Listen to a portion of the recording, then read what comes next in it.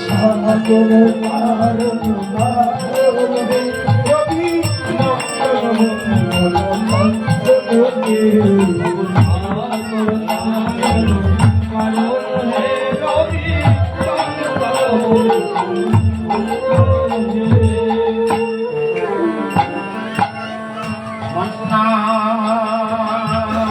জগন্নাথ মন্ত্রী জগত জগত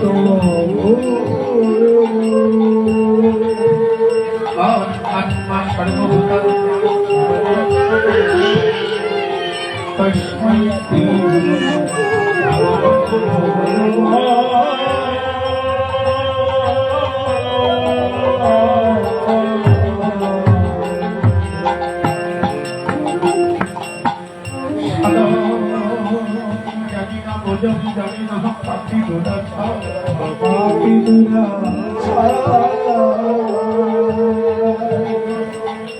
কৃপা করে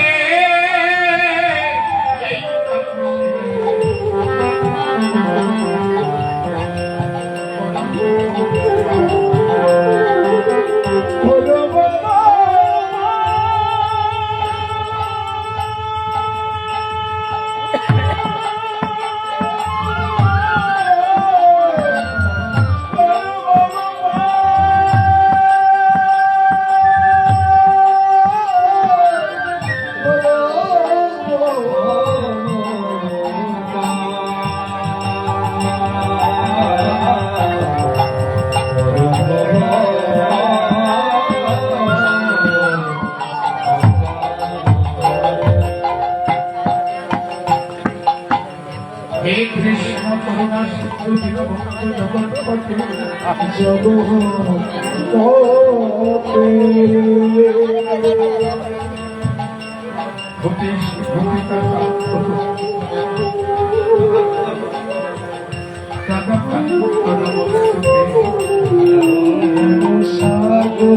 কারণ কারণ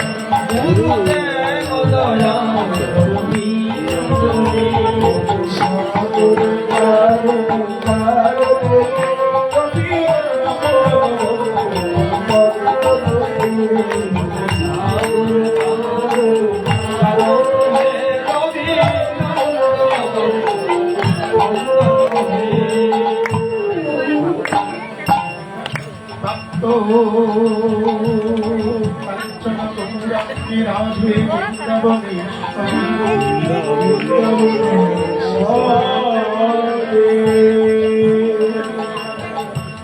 বিশ্ববানো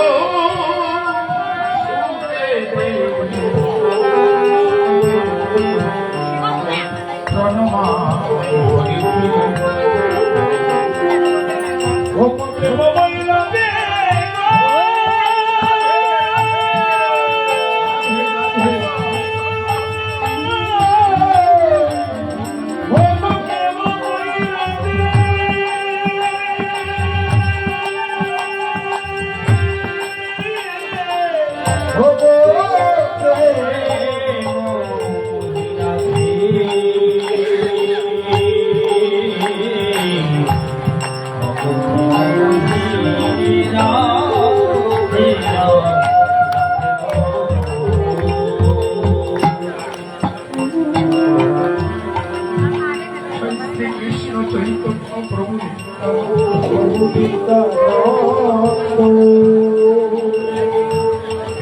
অদ্বৈত গদাধর শ্রীবাসাদি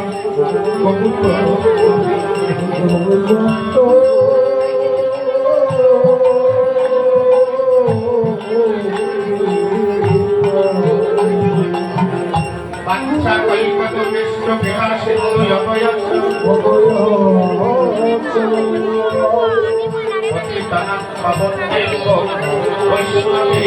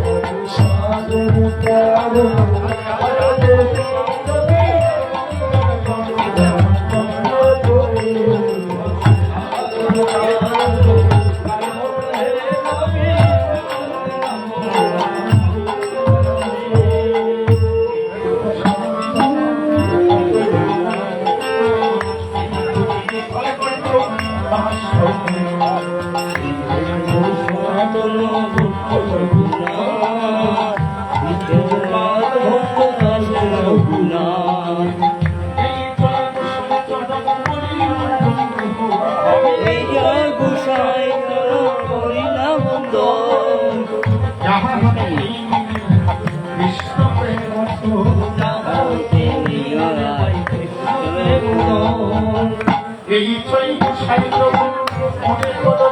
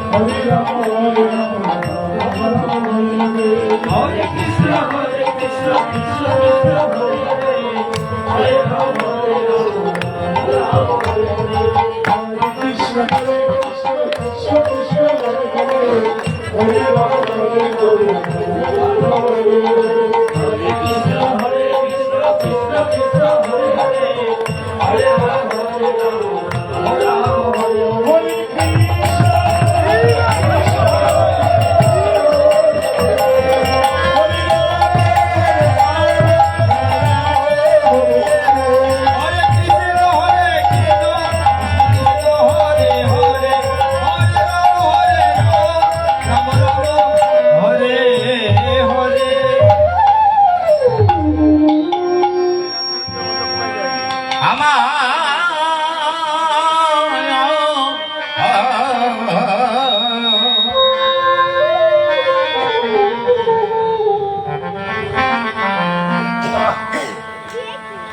আমার দয়াল গুরু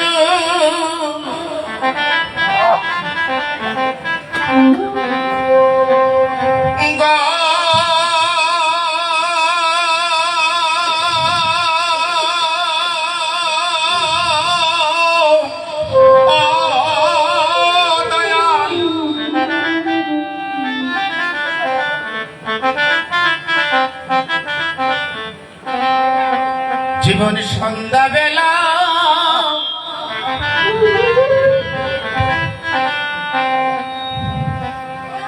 রাখি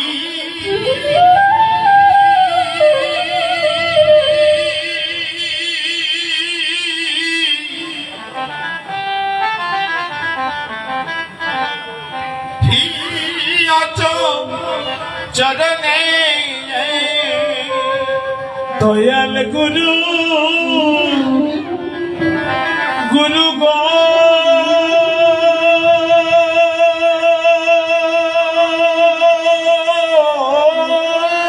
দয়াল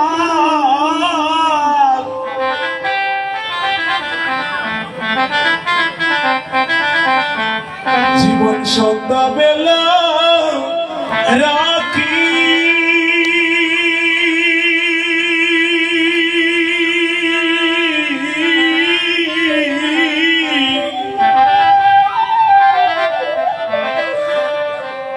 রাখিয়াছ চরণে ওই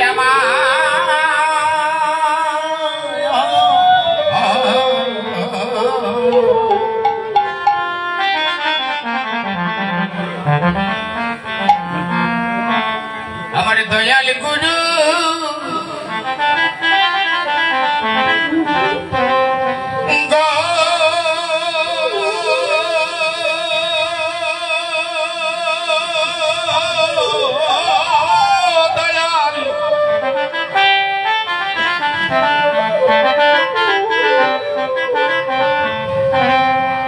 জীবন সন্ধ্যা বেলা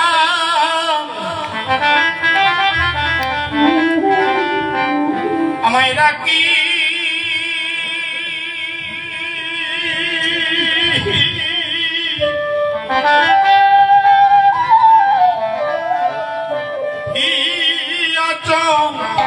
চরণে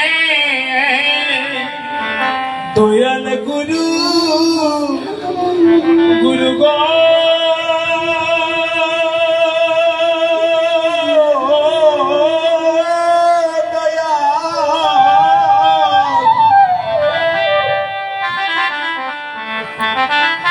জীবন সন্ধ্যা বেলা রাখি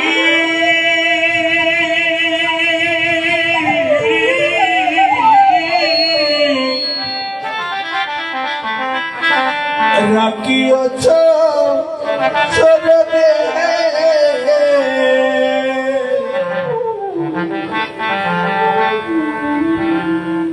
জীবন সন্ধ্যা বেলা রাখি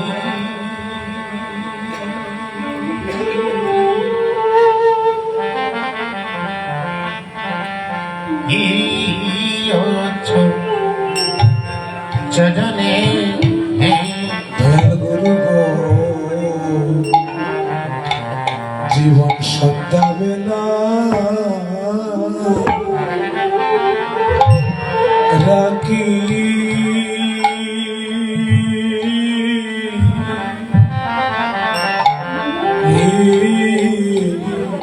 রাখিয়াছ রনি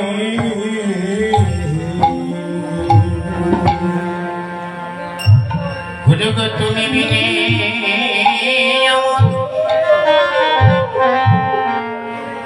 আমার কেবা আছে গুরু গো তুমি বিনে আমার কেবা আছে আমার কর্ণমূলে কৃষ্ণ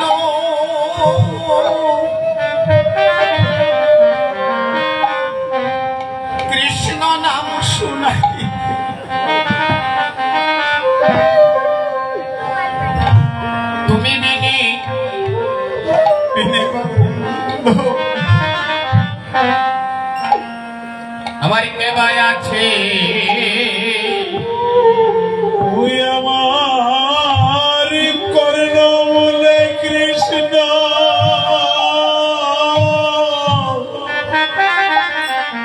কৃষ্ণ নাম শুনাইতে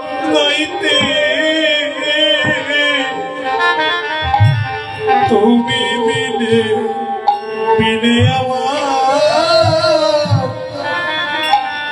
ক্ষেমায় আছে জগতে সকলের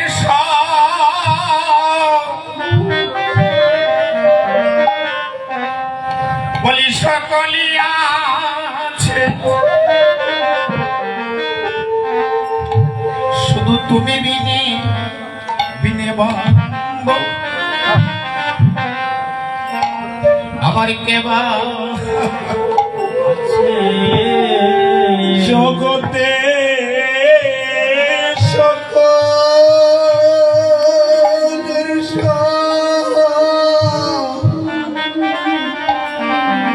সকলি আছে তুমি বিনে বিনে ক্ষেমায় আছে ববে আর কেহ নাই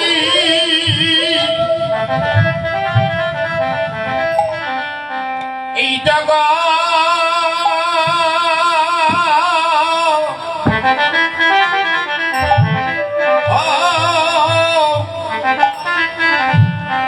জগতর বাজারে দয়াল গুরু গো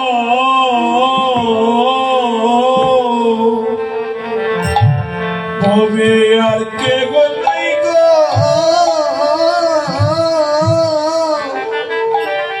এই জগত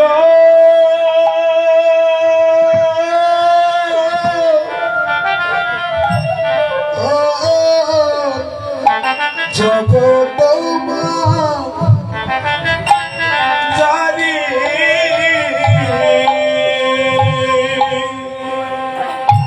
গুরু সেদিন এক নজর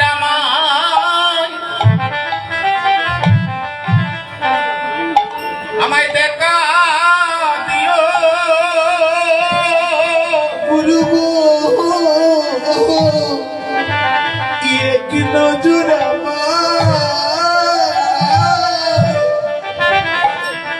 আমায় দেখা দিও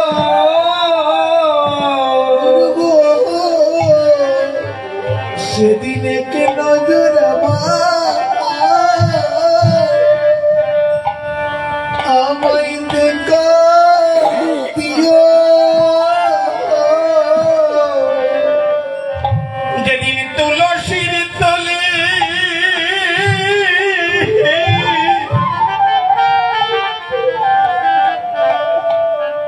একা পরে রভ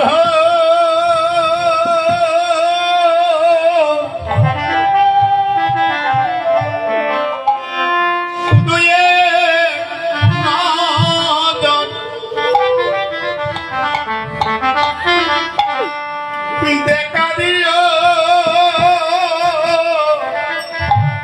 যেদিন তুলসীর তলে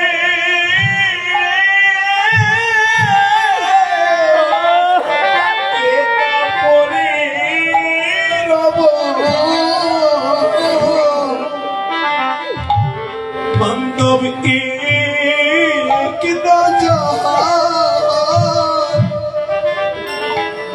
নজর দেখা দিও যেদিন বাবু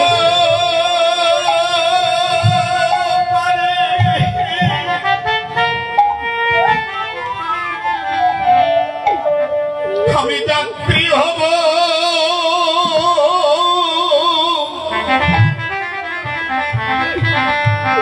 শুধু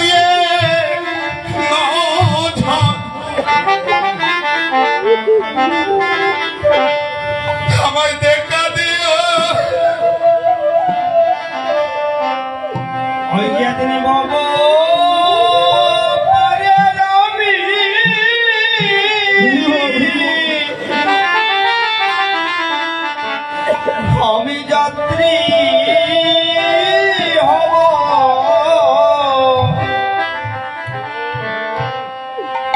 সেদিনে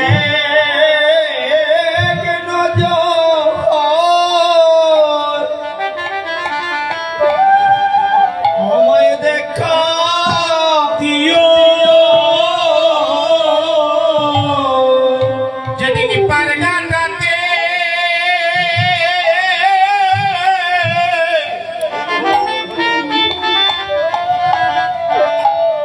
একা দাঁড়িয়ে রব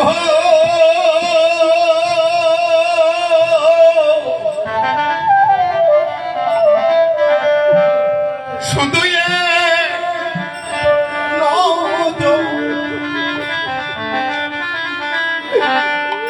দেখা দিও যেদিন পারগাতে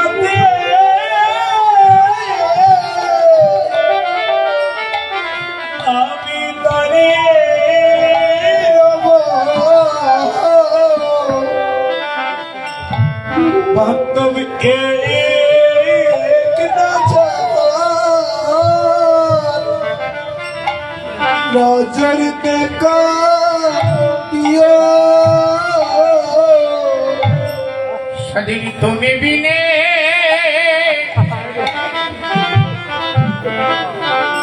আমার আর তো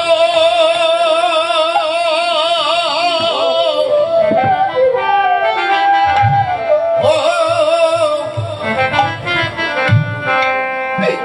আর তো কেহ নাই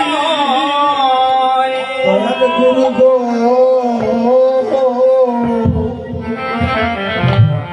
সেদিন তুমি মিনি বান্ধ বাবা আর তো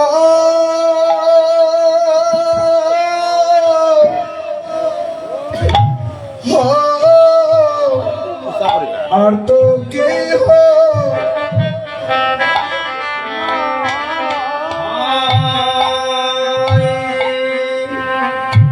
গুরু গো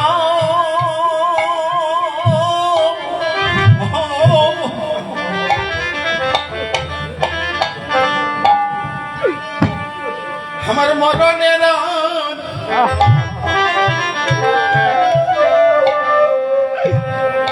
আরে নাই গো বাকি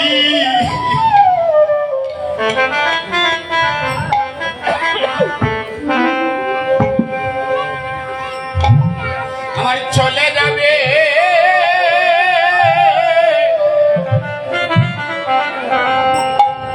প্রাণ পাখি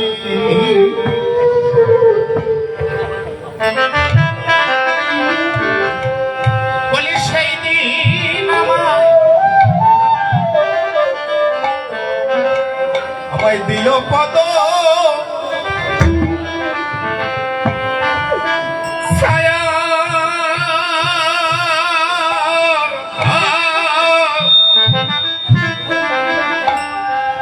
গুরু গো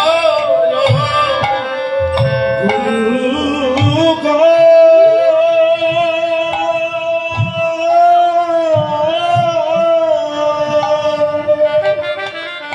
আমার মরণীরা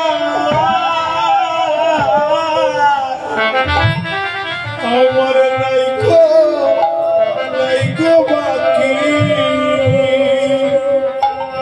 বন্ধ উড়ে যাবে আমার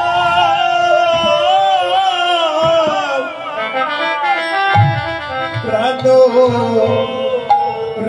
পাখি বান্ধব সেদিন আমার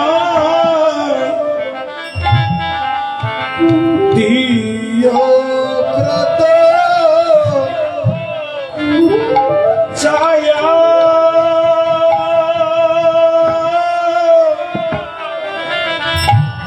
ও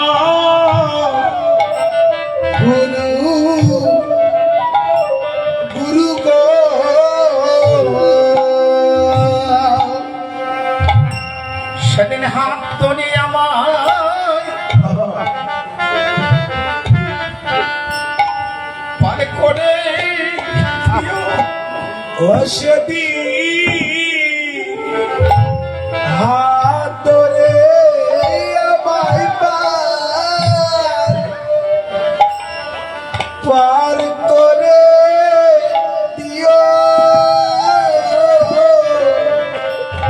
সেদিন আপন পুত্র মুখে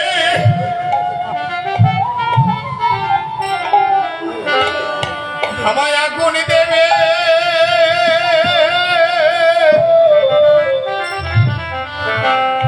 সেদিন হাতে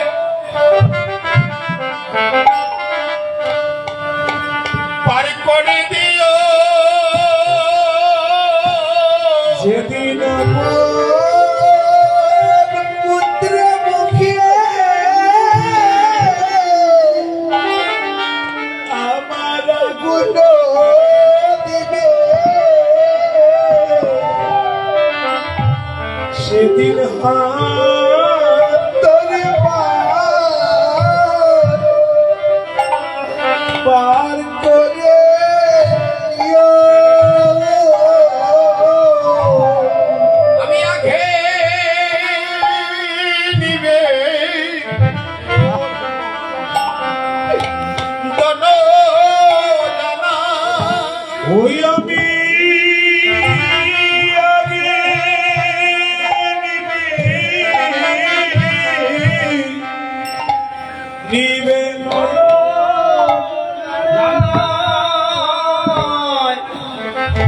যদি সন্ধ্যা বেলা ধয়া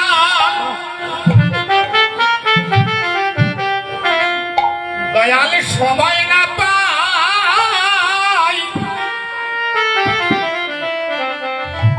গুরু আঘে নিবে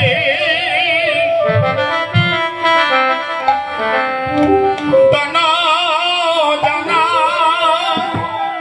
যদি সন্ধ্যা বেলায় আমি সময় না পাই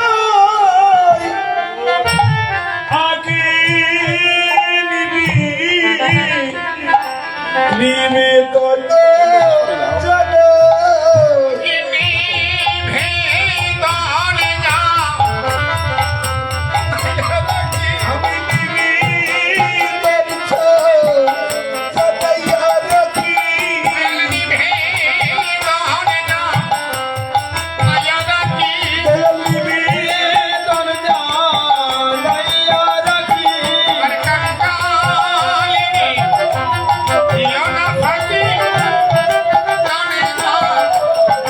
সদাইয়া রাখি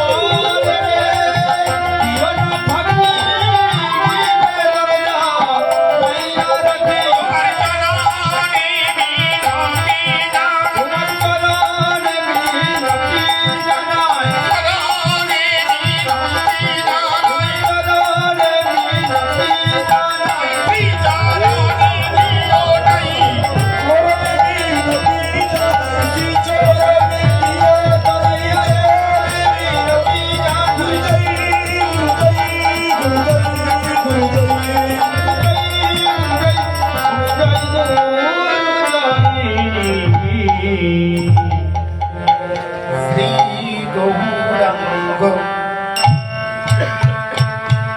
তুমি মরে দয়া নাচা আর শিব রাঙ্গ তুমি মরে দয়া নাচা চারিও গো আপন জানিয়া রঙ্গ সজনেরা রাখিও গো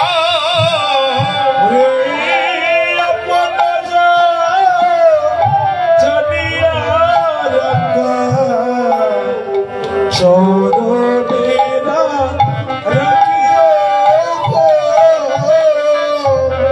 প্রভু তোমার চরণে বড় ভালোবাসি তোমার চরণ মালা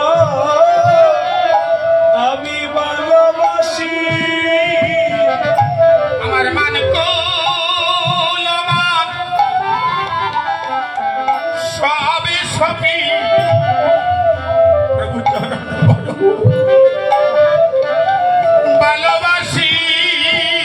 আমার মান তুলব আমার সবে সবই তোমার চরণ ভরা আমি ভালোবাসি।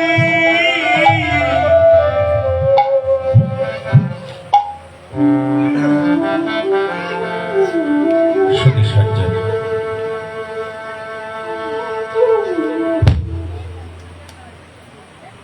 চাতক পাখির মতো ছুটে আসা কৃষ্ণ রস আস্বাদনকারী ভগবত মণ্ডলী, বৈষ্ণব মণ্ডলী, বৈষ্ণবী মায়েরা, তরুণ বন্ধুগণ, সবাকার শ্রীপাদ বলতে জানাই এই শ্রী শ্রী রাধারানী সম্প্রদায়ের পক্ষ থেকে শত সহস্র কোটি প্রণাম। যে ঘরটা আস্বাদন করছি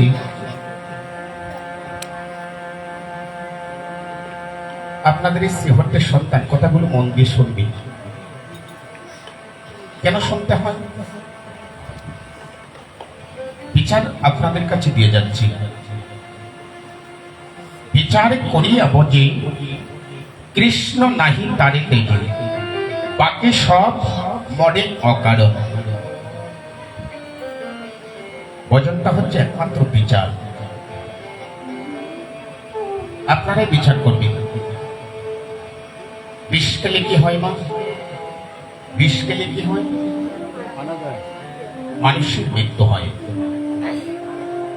অমৃত আস্বাদন করলে কি হয়?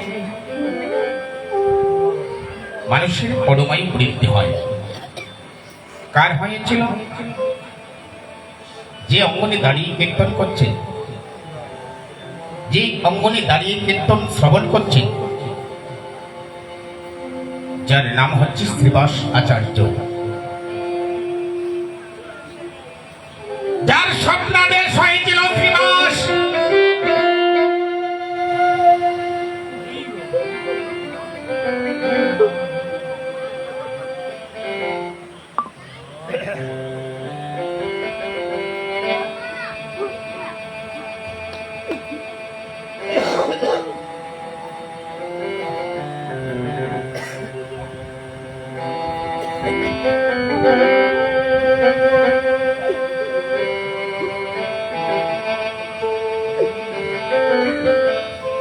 তার মাত্র পরমায়ু 3 দিন, সময় মাত্র 3 দিন পেয়েছিল। আর কে? কলির মহারাজ পরীক্ষিত। ব্রহ্ম অভিশাপ 7 দিনের ভিতরেই তার মৃত্যু হয়ে যাবে।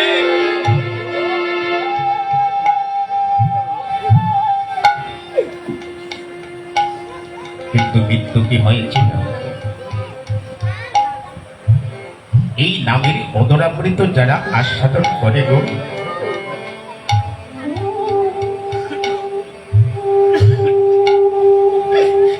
চিরজনমের মতো তারা অমর হয়ে যায়।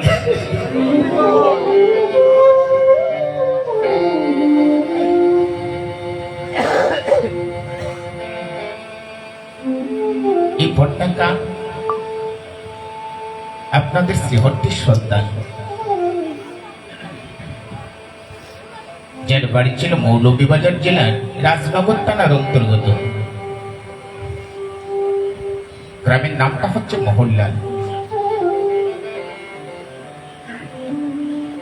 একটি পিতৃদেবতার ঔরসে আপন 3 ভাই জন্ম নিয়ে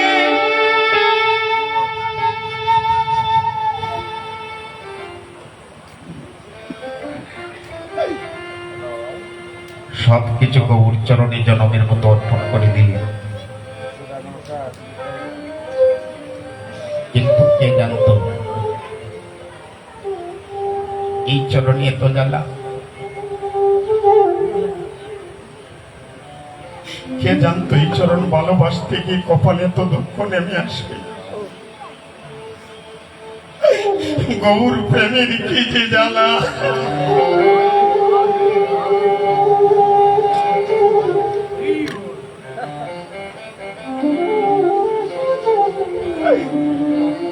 পেশাব যাকে দংশন করে সে জানে বিষের কি জ্বালা।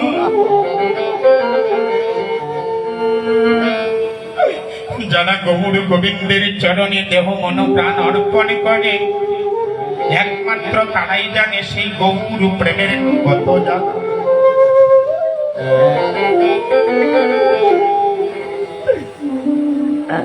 এই গৌর চরণে ভালোবাসতে নিয়ে নদিয়ারে কত রাজা রাজত্ব হারালো।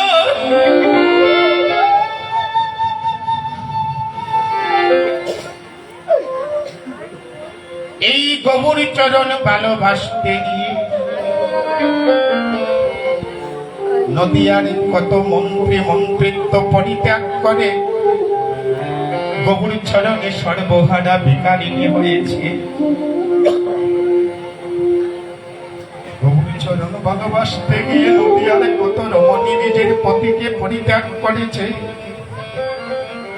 এই গৌর চরণ ভালোবাসতে গিয়ে কত সন্তানে নিজের পিতা মাতাকে পরিত্যাগ করে জনমের মতো গৌর চরণে আশ্রয় নিয়েছে।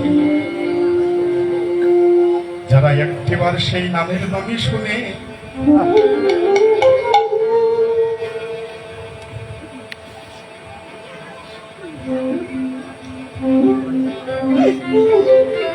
সেই নামের মধ্যে কি আছে গো,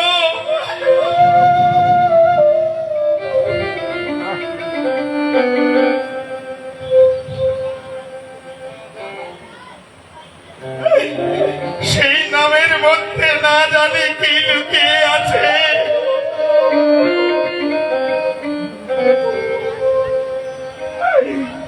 স্বয়ং মহাপ্রভুই তো বলেছিল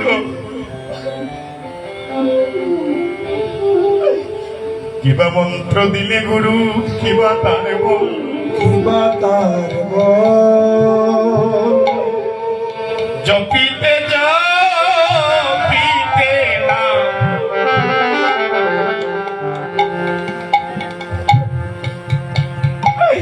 হইয়া যাই পাগল, জপিতে জপিতে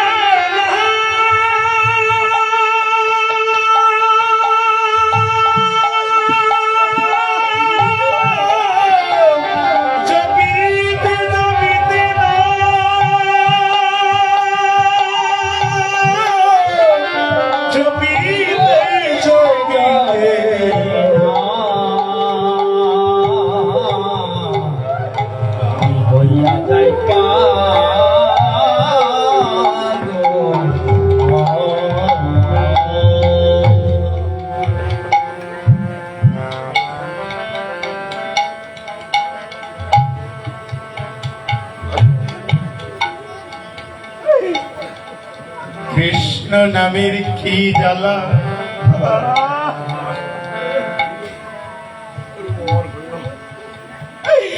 গৌর প্রেমের কি যে জ্বালা। সকাল বেলা গেলে বিকাল বেলা তাদের কপালে খাবার জুটে না।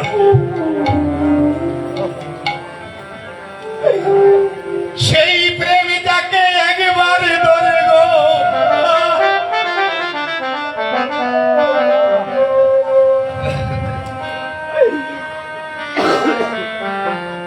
তাকে কি করে জানো, জনমের মতো গড়ের বাহির করে দেয়। একবার যারা এই ধ্বনি শুনে, একবার যারা সেই রূপ ভালোবাসে,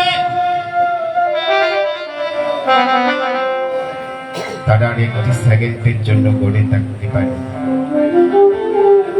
স্ত্রী পুত্র পরিবার আত্মীয় স্বজন সবাইকে পরিত্যাগ করি চির জনমের মতো গড়ের বাহির হয়ে যায়।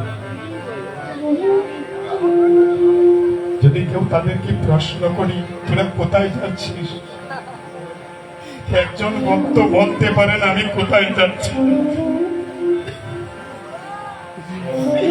তাই পদকর্তা বাসুঘোষ লীলার পাশ থেকে নিবেদন করলে তোমার চরণ লাগি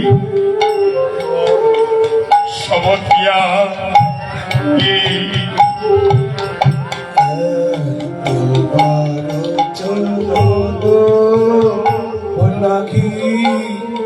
সবতিয়া গিয়ে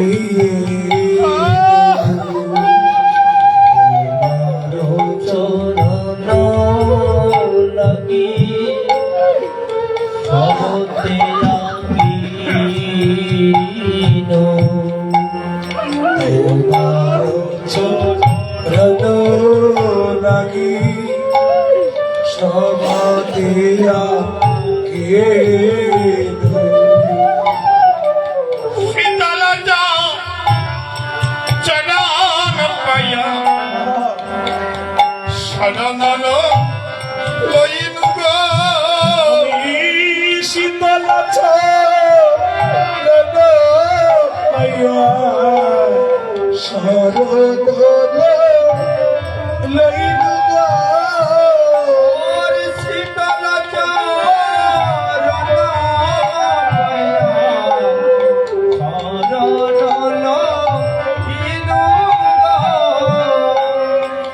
শীতল চরণ পাইয়া শরণ লইনু গো প্রভু তাপিত প্রাণ আমার শীতল হবে শীতল হবে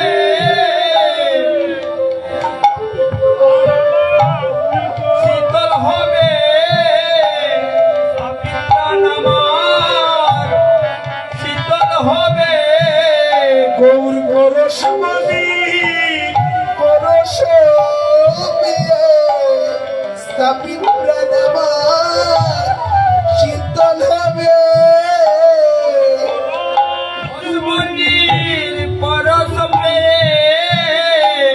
স্থাপিত প্রাণ আমার শীতল হবে গৌর পরশ মুনি পরশ পেয়ে তাপিত প্রাণ শীতল হবে গৌর পরশমণি পরশ বিয়ে স্থাপিত প্রাণ শীতল হবে বুঝতে পারছি আপনাদের সন্তান আমাদেরকে কি শিক্ষা দিয়েছে আর আমরা কি করছি বলছি প্রভু আমার যা আছে সকলে তোমার চরণে জলাঞ্জলি দিয়েছি এবার কৃপা করে তোমার চরণে আমাকে আশ্রয় দাও শুধু তাই নয় এ কুলে ও ফুলে আমি দিলাম জলা জলি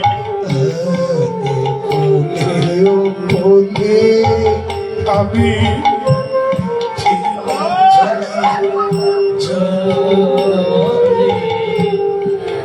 কুলে কুলে দিলাম জলা জল কোলে বাবু তেরাম চলা জানি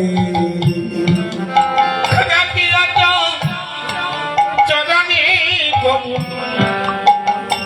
আপনারে বলি আমায় রাখিয়াছ চরণে বাবু আপনারে বলি প্রভু যাবার মতো জায়গা নাই গো প্রভু গো আমার যাবার মতো আমার জায়গা নাই গো আমার যাবার মতো জায়গা নাই গো আমার যাবার মতো জায়গা নাই গো আমার রাঙ্গা চরণ ভালোবাসি বলে প্রভু যাবার মতো জায়গা নাই গো মনের চরণ ভালোবাসি বলে যাবার মতো আমার জায়গা নাই গো গঙ্গা জল ভালোবাসি বলে যাওয়ার মতো আর জায়গা নাই গো। তোমার চরণ দানে পড়ে রব। তোমার চরণ দ্বারে ওরে রব। চরণ দানে আমি পড়ে রব। আমি চরণ দ্বারে ওরে রব। তোমার শ্রীচরণে আসি হয়ে চরণ দানে পড়ে রব। তোমার শ্রীচরণে আসি হয়ে তোমার চরণ দ্বারে ওরে রব। পতিত জেনে কানাইও না। তোমার অতীত জেনে তারাইও না। অতীত জেনে আমায় তারাইও না। তোমার প্রতীত জেনে আমায় তারাইও না। অতীত জেনে আমায় তারাইও না। বলি আমার মতো পতি তুমি আর পাবে না। পতিত জেনে তারাইও না। আমার মতো প্রতীত আর পাবে না। তোমার প্রতীত জেনে আমায় তারাইও না। কৃপা করে রাইকো ও রাইকা কৃপা করে রাইকো রাখা।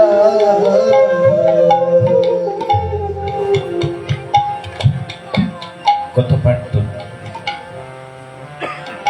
কত প্রার্থনা, কত ত্যাগ, যা আছে সকলে তোমার চরণে জলাঞ্জলি দিয়েছি। এবার কৃপাপূর্বক তোমার চরণে আমাকে আশ্রয় দাও। ভোজনের পথটা বড় পিচ্ছিল হয়, ভোজনের পথে বড় কাটা হয়।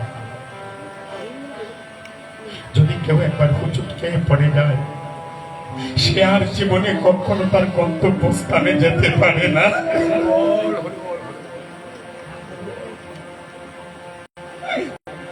একটু লক্ষ্য করুন, রূপ আর সনাতন আপন দুবাই। একবার সেই গৌরূপ দর্শন করেই গৌর চরণে নিজেকে অর্পণ করে দিয়েছিলেন। সেই থেকে আর গড়ে থাকা হলো। তখনকার সময়ে এক রাজার প্রধানমন্ত্রী, এক ভাই প্রধানমন্ত্রী, আরেক ভাই হচ্ছে অর্থমন্ত্রী। কত ঐশ্বর্যের জীবন, কিন্তু প্রতিজ্ঞা করলেন, প্রভু এই রূপটা যখন আমি একবার দেখেছি, ঐশ্বর্যের মধ্যে এত আনন্দ নেই, তোমার রূপ দর্শনে এত আনন্দ হয়েছে।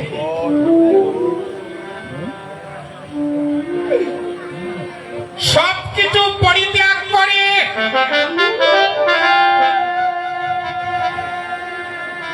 চিরজনমের মতো যাত্রা করলেন। কোথায়? আমি একটিবার সেই গৌর রূপটা দর্শন করে আসবো, যাব নবদ্বীপে। তখনকার সময়ে নবদ্বীপে যেতে হলে 3 মাস সময় লাগতো। যাবার আর কোনো বিকল্প রাস্তা নেই, একমাত্র পায়ে হাঁটা ছাড়া। আর বর্তমানে যদি কেউ চায়, সকালবেলা গিয়ে বিকালবেলা আবার ঘুরে আসতে পারে, এত উন্নত যোগাযোগ হয়েছে। কিন্তু তখনকার সময়ে সময় লাগতো 3 মাস। রাজপুত্র প্রধানমন্ত্রী সনাতন পরিত্যাগ করলেন। একমাত্র একটা বস্তু ছিল গায়ে, যার নাম ছিল শাল চাদর। সেই চাদরটা গায়ে দিয়ে গ্রামের উদ্দেশ্যে যাত্রা করলেন। কিন্তু কে জানতো গো গৌর প্রেমে এত জানা হবে?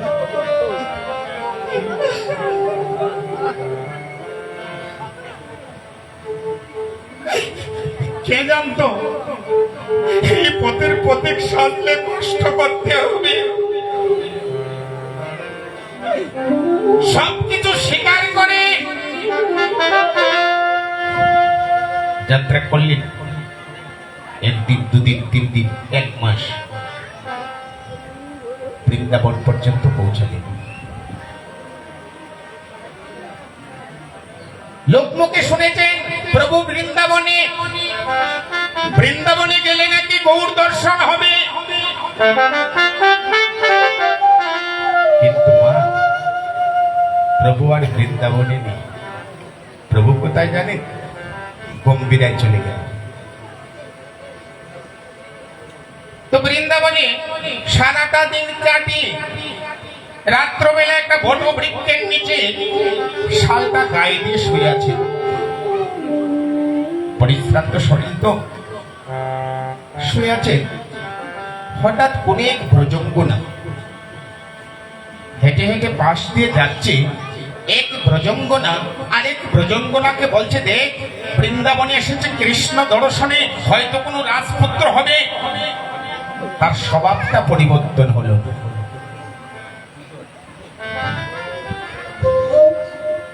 কেন? তার গায়ে ছিল একটা শাল চাদর। সাথে সাথে শাল চাদরটা ত্যাগ করলেন। এই শাল চাদরের কারণেই মনে হয় আমার গৌর দর্শন হলো। বাবা, গৌর তো বলে দিলেন, যদি কেউ আমাকে 15 আনা দিয়ে 1 আনা তার হাতে রাখে, তার ভাগ্যে জীবনে কোনোদিন দর্শন ঘটবে না।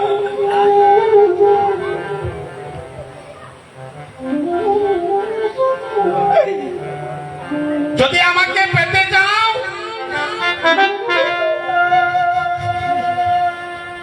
আমাকে 16 আনা অর্পণ করতে হবে। আমরা 16 আনা দিব মা, 1 আনাও তার চরণে অর্পণ করতে পারলে।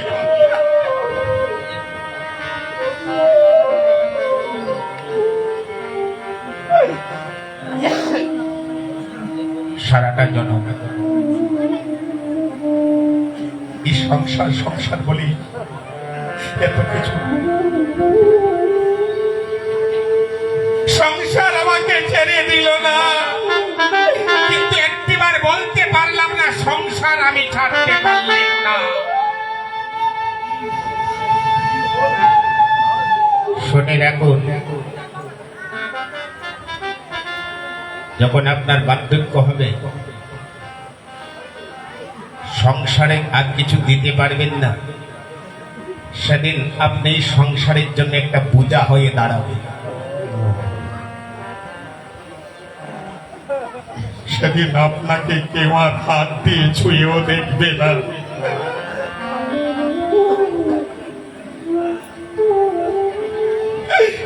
সংসার শুধু নিতে জানে, দিতে জানে না।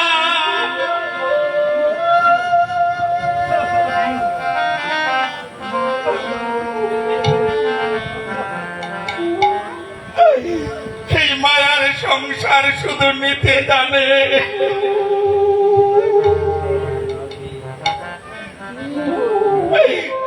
দিতে জানি। তাই কবি বললে, ভাই বলো, বন্ধু বলো, কেউ তো কারো নয় রে।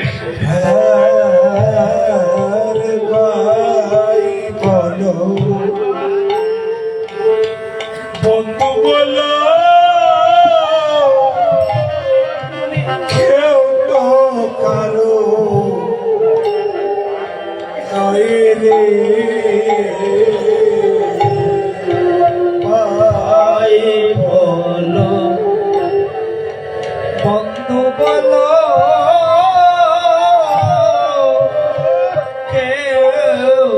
কারো নই রে ওরে তুই ছাড়বি রে ভালো ভালোবাসা শুধু পথের পরিচয় রে ওরে দু চার দিনে ভালো বাসা ওদের পুরি ছয়নি অরে দুই চার দিনে ভালো বাসা পথের পরি জয় রে সংসারে কেউ তো কারো নয় রে। সংসারে কেউ তো কারো নয় রে শুধুই অতীত শালার কলিকের পরিচয় সংসারে কেউ কারো নয়। শুধু অতি দিশালা সংসারের পরিচয় সংসারী তোকে কেউ তো কারো নয় রে শুধু অতি দিশালা সংসারে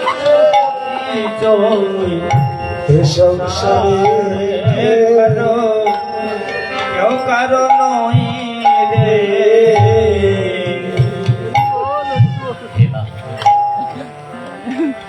এই সংসারটা একটা অতীত শালার কিছু নয়। আত্মীয় বাড়িতে যখন যাই দুদিন থেকে আবার আমার গন্তব্যস্থানে আসতে হয়। এই সংসারটাও পাই মাত্র 2-4 দিনের ভালোবাসা ক্ষণিকের পরিচয়।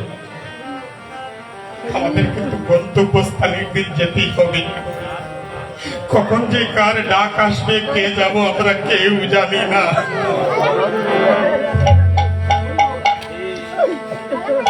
এই জগতে একটি লোক আসার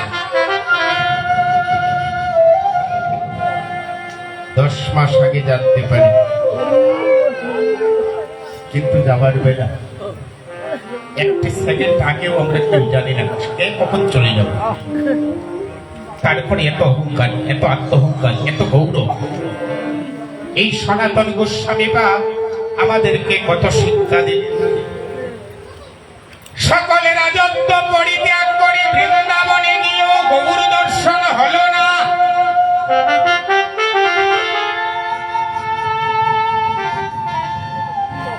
এবার বৃন্দাবন ছেড়ে দিলেন। লোক মুখে শুনলেন প্রভু গম্ভীরায় চলে গিয়েছে। আমি যখন এসে পড়েছি যাব গম্ভীরায় গিয়ে একবার গৌরকে দর্শন করতে হবে। যাচ্ছে 2 মাস চলে গেল। মা 2 মাস অতিবাহিত হলো। কপালের গৌর দর্শন হলো।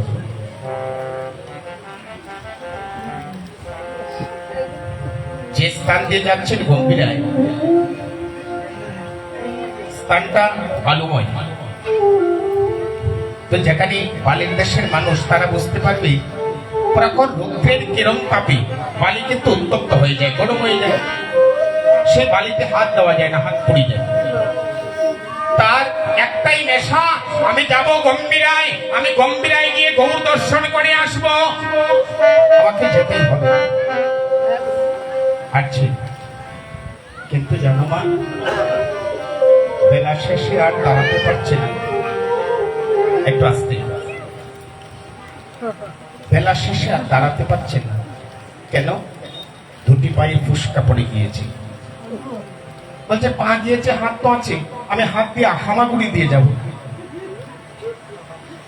পরদিন আবার ছুটলেন, কিন্তু প্রকট রুদ্রের কিরণ তাপে বালি উত্তপ্ত হয়, দুটি হাতও জ্বলে গিয়েছে। বলছে হাত গিয়েছে, পা গিয়েছে, তাতে কি, এই দেহটা তো আছে, আমি দেহ দিয়ে গোড়াগড়ি দিই, এই তো কিছুক্ষণ দূর, আমি চলে যাব, আমার গৌর দর্শন হবে। পরদিন যেই মাত্র গরম উত্তপ্ত বালির উপর গা দিয়েছে, সারা শরীরটা জ্বলে গিয়েছে।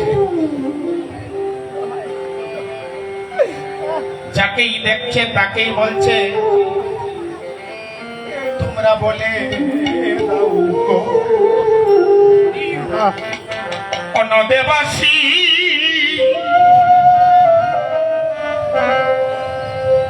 আমার গৌর কত কত দূরে, তোমরা বলে দেখো অনদেবাসী, আমার গৌর কত দূরে। তোমরা বলে দাও গো নদেবাসী, আমার গৌর কত কত দূরে। মনে দাও গো অনদেবাসী, আমার গৌর কত দূরে। আমি যারে লাগিয়া সব দিলাম, তারে কোথায় পাবো গেলে, আমি যার লাগিয়া সব ছাড়িলাম, তারে কোথায় পাবো গেলে গো। আমি জান লাগিয়া সব ছাড়িলাম, তারে কোথায় পাবো গেলে গো। আমি যার লাগিয়া সব ছাড়িলাম, তারে কোথায় পাবো গেলে গো। ওরা বলে দেখো ধনদেবাসী, আমার গৌর কত দূরে। তোমরা বলে দেখো অনদেবাসী, আমার গৌর কত দূরে। তোমরা বলে অনদেবাসী, আমার গৌর কত দূরে। তোমরা বলে দেখো অনদেবাসী, আমার গৌর কত দূরে।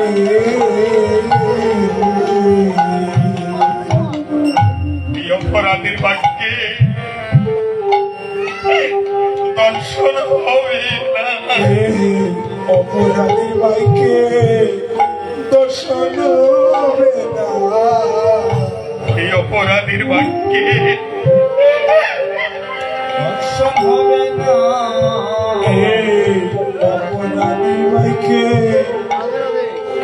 হবে না, এই অপরাধীর ভাইকে দর্শন হবে না। আমি সাধনবাদী, আমার বচনবাদী, এই অপরাধীর বাক্যে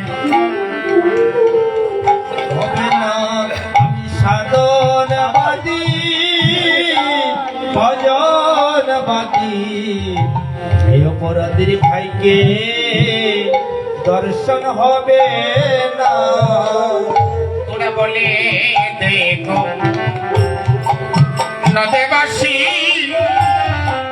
আমার গৌর কত তোরা বলে দেব অন্যতে বাসি আমার কত তোর বলে দেব বাসি আমার ওর কত দূরে তোরা বলে দেব অন্যতে বাসি আমার কত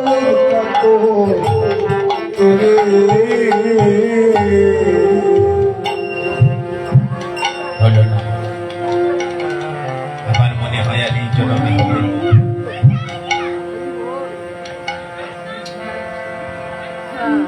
দুটি হাত গেল,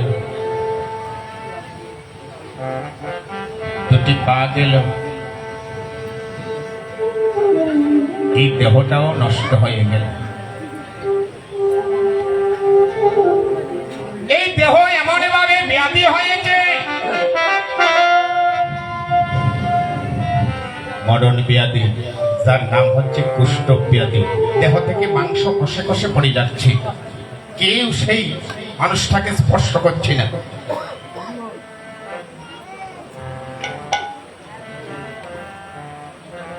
এবং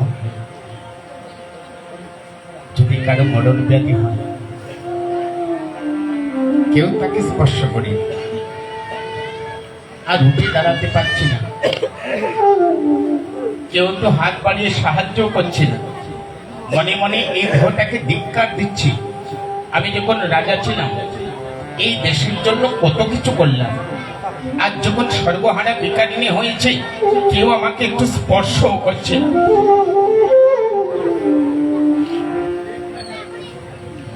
মানুষ কোনা বড় স্বার্থপর হয় গো, তারা সবাই নিতে জানে, দিতে জানে না।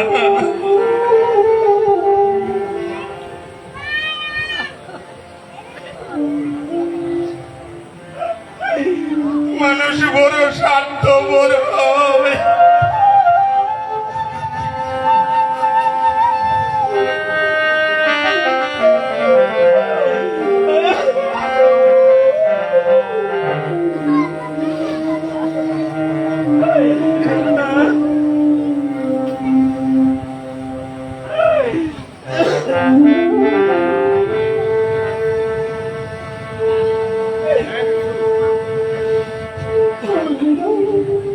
শুধু নিতে জানে, দিতে জানে না। নাম আচার্য হরিদাস,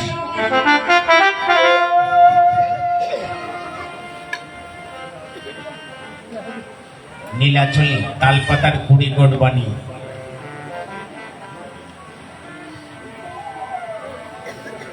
কুটিরে দিন যাপন করতে। সংকল্প একটাই, প্রতিদিন 3 লক্ষ নাম পূর্ণ করতে হবে। আর একটা আশ্চর্যের বিষয় কি জানে, জগন্নাথ মন্দির পুরীধাম গম্ভীরা, যে গম্ভীরা মন্দিরে মহাপ্রভু ছিলেন, মহাপ্রভুর হাজার হাজার কত অন্তরঙ্গ ভক্ত ছিল, কিন্তু আশ্চর্যের বিষয় কি জানেন, মহাপ্রভুর সেবার পরে তার অবশিষ্ট প্রসাদটুকু পূজারীকে দিয়ে প্রতিদিন সেই নামাচার্য হরিদাসের কুটিরে পাঠিয়ে দিতেন। অন্তর্যামী ভগবান জানতেন যদি তার নাম পূর্ণ না হয় সে কখনো অন্য আহার করবে না। আমি যদি প্রসাদটা পাঠিয়ে দেই সে প্রসাদকে কখনো অবহেলা করবে না। বুঝতে পারছেন? একটা প্রবাদ আছে না, রাখে হরি মারে কে, মারে হরি রাখে কে। হরি যার সহায়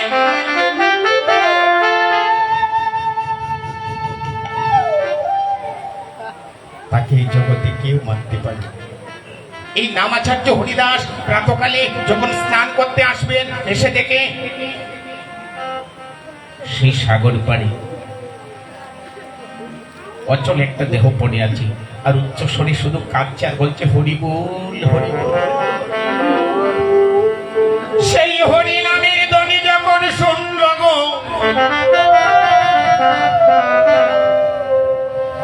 সেই হরি নামের হরিনামের ধ্বনি যখন শুনল, শোনা মাত্র তার পাশে গিয়ে আকুল প্রাণীর উদক করছে। যার বদনে এত সুন্দর হরিনামের ধ্বনি, তুমি কে? প্রথম উত্তরই দিচ্ছে, আমি প্রভুর দাস। আহারে, আমি দর্শন করে বুঝতে পারছি তুমি পরম একজন বৈষ্ণব।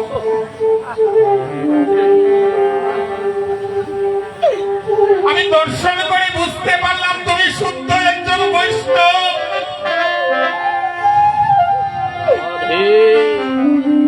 কে বলছে আমি বৈষ্ণব? আপনি কে? বলছে আমি হচ্ছি হরিদাস। তুমি হরিদাস? তোমার কথা আমি বঙ্গদেশে কত শুনেছি।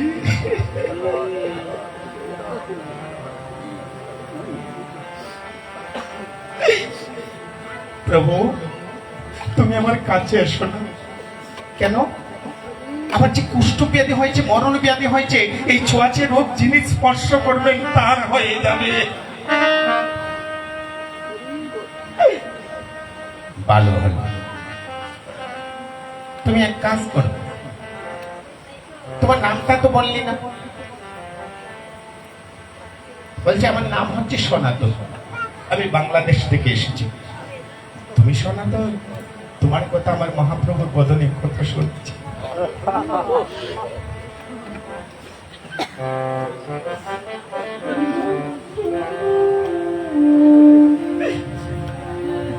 মহাপ্রভু জানতো সনাতনের কথা।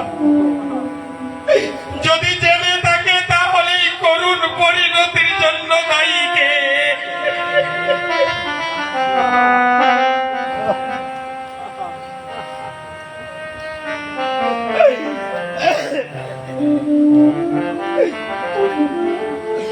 প্রভু জানে না এমন কোনো বিষয়, সব জানে, সব দেখে, সব সহ্য করে। তাই তো ভগবান ইশারা করে নামাচার্যকে পাঠিয়ে দিলেন, আমার ভক্তকে রক্ষা কর।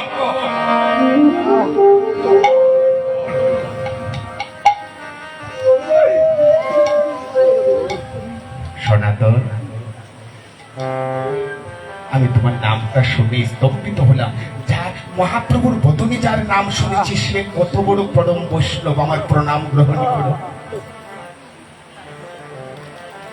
তুমি তো আমাকে প্রণাম দিতে পারলে, কিন্তু আমি তো প্রণামও করার কোন যোগ্য নেই, যোগ্যতা হারিয়ে ফেলেছি।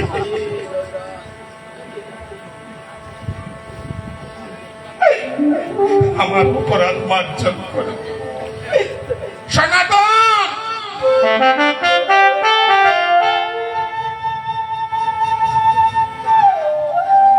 একটি কাজ করো, তোমাকে কথা কে বলেছি? তোমার মরণ ব্যাধি, কুষ্ঠ ব্যাধি হয়েছে, মানুষ বলেছে। তোমার এই মরণ ব্যাধিটা আমাকে দাও, আমার সুস্থ সবল দেহটা তুমি নিয়ে নাও। এই জগতে কেউ বলবে এই কথা?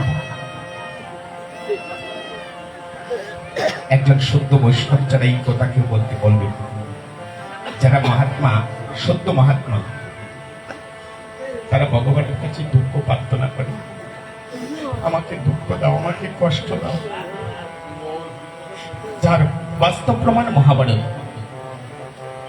এই কুরুক্ষেত্র যুদ্ধের পরে যখন বাসুদেব বলেছিল আসো, আমি চলে যাব, যাবার আগে সবাইকে বধ দিয়ে যাব।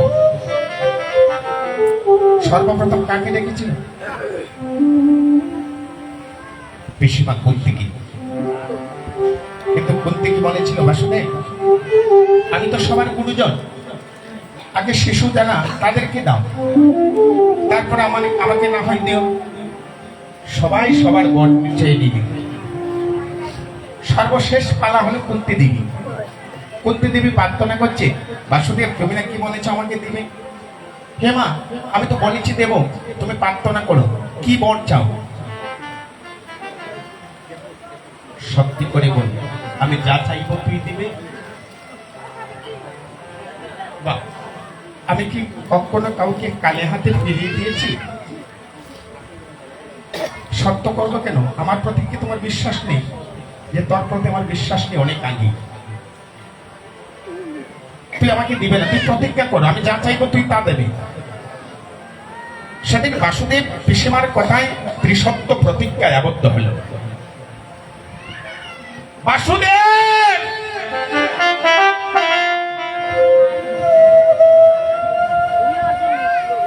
আমি যে জিনিসটি চাইব এই জিনিসটি তোর কাছে অজ্ঞত আছে। জগতে কেউ চায় না, কেউ কোনোদিন চায়নি।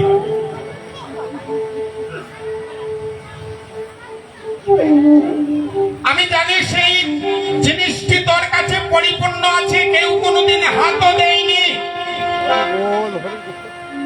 তুই যদি প্রতিজ্ঞা করে থাকিস,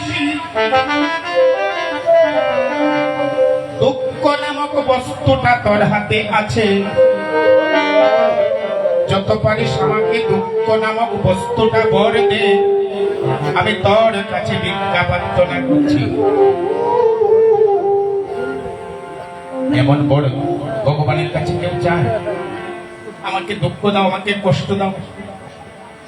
সাথে সাথে ভগবান কৃষ্ণ কুন্তী দেবীর চরম দোকানি বক্ষে জড়িয়ে ধরে কাঁদছে, মা তুমি কি সর্বনাশ করলে? তুমি আর কত কষ্ট করবে বলো মা?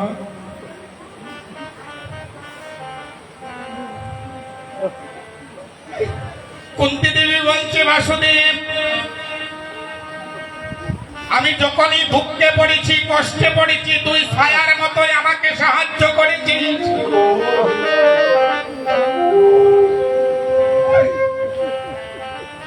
তাই আমাকে দুঃখ দে, দুঃখ দিলে তুই ছায়ার মতো সর্বদা আমার পাশে থাকবে, আমি তোকে হারানোর ভয় থাকবি না।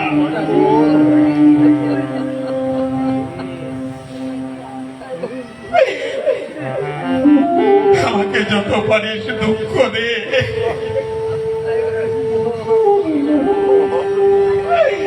যত পারিস কষ্ট দে, সুখ নামক বস্তুটা তুই কেড়ে নিয়ে যা।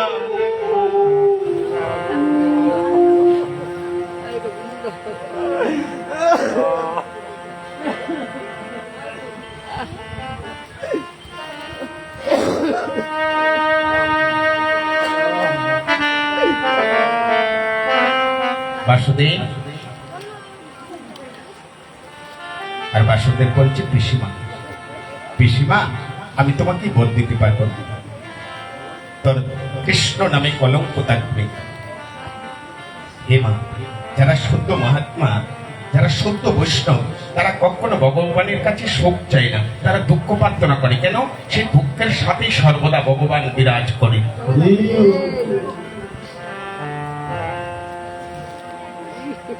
সনাতন গোস্বামী পাদ বলছে, আমাকে স্পর্শ করুন। আর নামাচার্য হরিদাস সনাতন গোস্বামীকে জড়িয়ে ধরে কুলে তুললেন, জড়িয়ে ধরলেন। তার দেহ থেকে মাংস কষে কষে পড়ছে, দুর্গন্ধ ছড়াচ্ছে। আর নামাচার্য হরিদাস উচ্চ স্বরে হরিধ্বনি করছে। ধ্বনি শুনে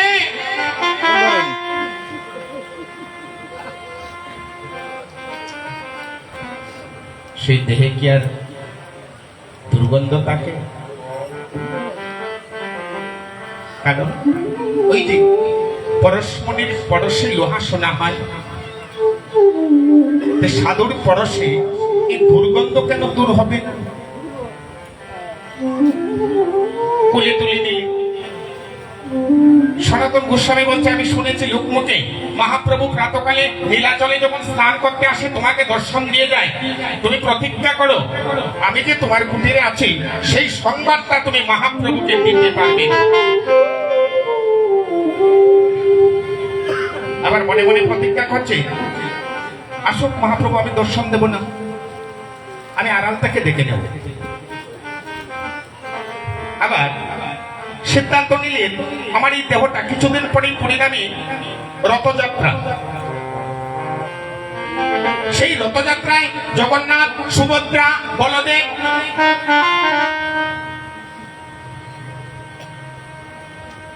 সবাই রথে উঠবে, আর মহাপ্রভু রথের অগ্রভাগে থাকবে রশি ধরে দাঁড়িয়ে। যখন রশিতে টান দেবে, রথ ঘুরবে, আমি সাথে সাথে এই রথের চাকার নিচে এই নষ্ট দেহটা বিলিয়ে দেবো। হরিবল। এটা কিন্তু জগতে কেউ জানতো না, একমাত্র এই সনাতন জানতো, নিজেই প্রতিজ্ঞা করেছে এই অচল দেহটা আমি আর কাউকে দেব না। প্রাতকালে মহাপ্রভু যখন নীলাচলে স্নান করতে আসলেন, প্রতিদিন মহাপ্রভু নীলাচলে স্নান করে শুদ্ধ বৈষ্ণবকে দর্শন করতেন। এটা মহাপ্রভুর মনের অভিলাষ। হরিদাস,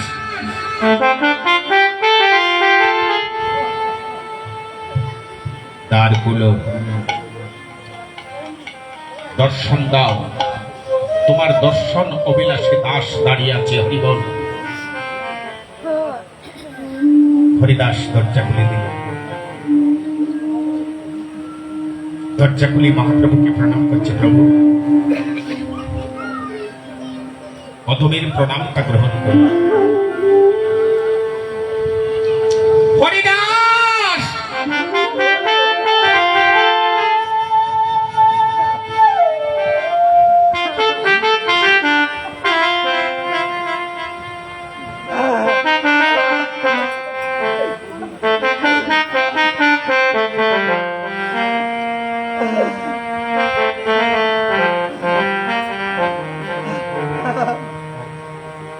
হরিদাস, প্রতিদিন তোমাকে দর্শন করে অন্তরে যে আনন্দ হয়,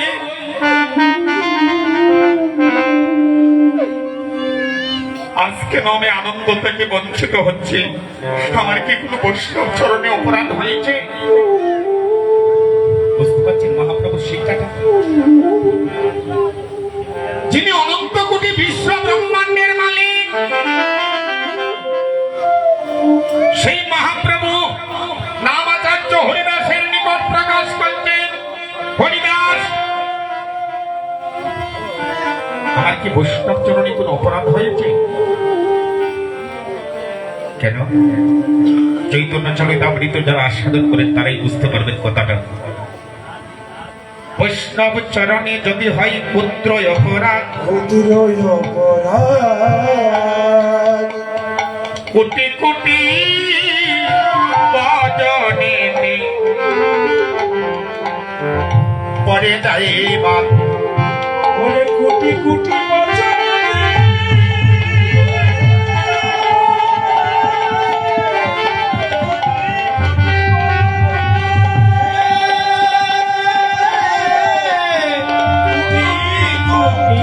ভজনেতে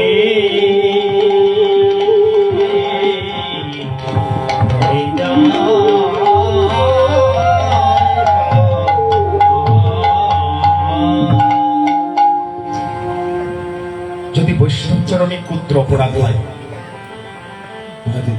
কোটি কোটি ভজনেতে বাদ পড়ে যায়। হরিদাস, আমার কি কোনো বৈষ্ণব অপরাধ হয়েছে? জায়গাটা বিচার করবি। আজকাল আর পদাবলী জায়গায় না।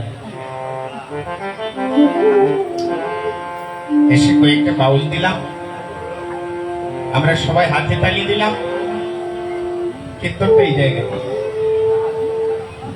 কিন্তু এই পদাবলী কীর্তনে মহাপ্রভু যে শিক্ষা দিয়েছে, সেই শিক্ষাটা আমরা গ্রহণ করতে পারছি না গো। মহাপ্রভু বৈষ্ণব কবিকে দিয়ে বলিয়ে দিয়ে, পদে নিজের মনকে বলি দাও, দেখবে পদের রস উদ্ঘাটন হয়ে যাবে।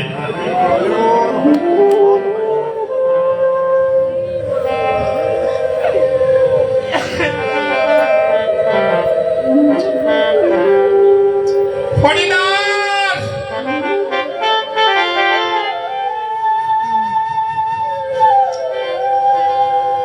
মহাপ্রভুর ডাক শুনে, মহাপ্রভুর কথা শুনে হরিদাস নিস্তব্ধ হয়ে দাঁড়িয়ে আছেন, কাঁদছে, বাক শক্তি হারিয়ে গিয়েছে। প্রভু কি বলছে সে তো অন্তর্যামী অন্তরে নিশ্চয় জানতে পেরেছে আমি যে কত বড় অপরাধী। আমি প্রভুকে অপ্রিয় সত্য কথাটা প্রকাশ করতে পারছি না। অন্তর্যামী অন্তরে জানতে পারলেন হরিদাস আরেক বৈষ্ণবের কাছে এক বাগা, সে সত্য বলতে পারবে না। মহাপ্রভু অন্তর থেকে বলে দিলেন, হরিদাস, তোমার কুটিরে কি কোনো শুদ্ধ বৈষ্ণব এসেছে? তাকে বলো শীঘ্র আমাকে দর্শন দিতে।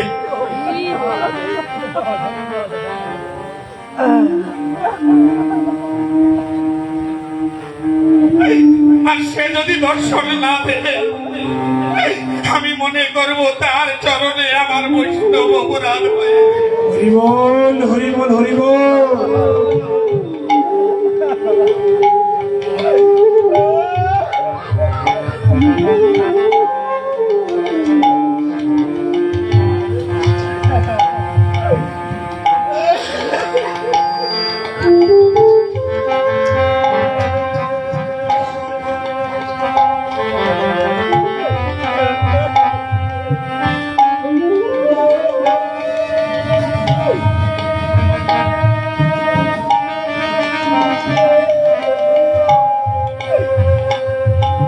সনাতন গোস্বামীরা মহাপ্রভু সেই কথা শুনে নিজেকে আর ধরে রাখতে পারলেন। যে পালকের নিচে শুয়েছিলেন সেই পালকের নিচ থেকে বাইরে হয়ে কুটির থেকে বলছে, প্রভু, যে চরণে পুষ্প শোভা পায়, যে চরণে সুগন্ধ শোভা পায়, আমি সেই দেহে কেমন করে আমার কুষ্ঠ ব্যাধি ছড়িয়ে দিই। প্রভু, তুমি আর সামনে এসো না, দাঁড়িয়ে থাকো, আমি প্রণাম করছি।